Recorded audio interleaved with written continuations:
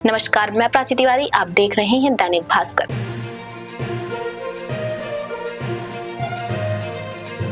बिहार की राजनीति में एक उपचुनाव ने बड़ा संदेश दिया है। भाजपा के 3 दशक पुराने गढ़ बांकीपुर में जन स्वराज पार्टी के संस्था प्रशांत किशोर ने जीत दर्ज कर न सिर्फ विधानसभा में अपनी एंट्री ली है, बल्कि सत्ता पक्ष और विपक्ष दोनों के लिए नई चुनौतियां खड़ी कर दी है। आखिर इस जीत के क्या है राजनीतिक मायने, आइए जानते हैं। 243 सदस्य बिहार विधानसभा में एनडीए के पास प्रचंड बहुमत है और सरकार पर कोई खतरा नहीं है, लेकिन बांकीपुर उपचुनाव का नतीजा राजनीतिक रूप में बेहद अहम माना जा रहा है।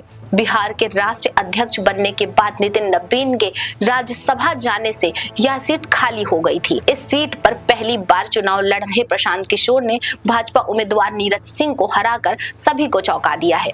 यह जीत मुख्यमंत्री सम्राट चौधरी के नेतृत्व में भाजपा के बड़ी चुनावी परीक्षा भी थी। ऐसे में भाजपा का पारंपरिक गढ़ गंवाना राजनीतिक संदेश देने वाला माना जा रहा है। दूसरी बार विधानसभा चुनाव में खाता नहीं खोल पाने वाली जन स्वराज पार्टी के लिए यह जीत नई ऊर्जा लेकर आई है।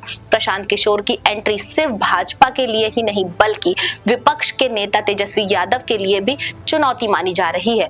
अब तक बिहार में विपक्ष की मुख्य आवाज राष्ट्रीय जनता दल और महागठबंधन रहे हैं, लेकिन बांकीपुर की जीतने के बाद प्रशांत किशोर खुद एक मजबूत विपक्षी चेहरे के रूप में स्थापित करने की कोशिश करेंगे। चुनावी प्रचार के दौरान प्रशांत किशोर लगातार मुख्यमंत्री सम्राट चौधरी पर हमला कर रहे थे।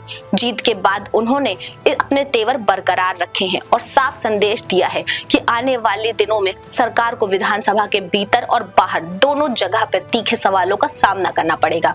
राजनीतिक विशेषज्ञों का मानना है कि इस उपचुनाव ने बिहार की राजनीति के नए समीकरणों की चर्चा तेज कर दी है, खासकर विपक्षी वोटों, पारंपरिक समर्थन आधार और चुनावी रणनीतियों को लेकर सभी दल अब नए सिरे से अपनी तैयारी करेंगे। फिलहाल सरकार के बहुमत पर कोई असर नहीं है, लेकिन बांकीपुर की यह परिणाम 2027 के विधानसभा चुनाव से पहले बिहार की राजनीति के लिए नई दिशा बदलने वाले संदेश माना जा रहा है। अब देखना ये होगा, क्या प्रशांत किशोर इस जीत को बड़ा जनाधार में बदल पाते हैं या सिर्फ जीत एक उपचुनाव तक सीमित रह जाएगी। फिलहाल के लिए इतना ही। देश और दुनिया की तमाम बड़ी खबरों के लिए बने रहिए दैनिक भास्कर के साथ।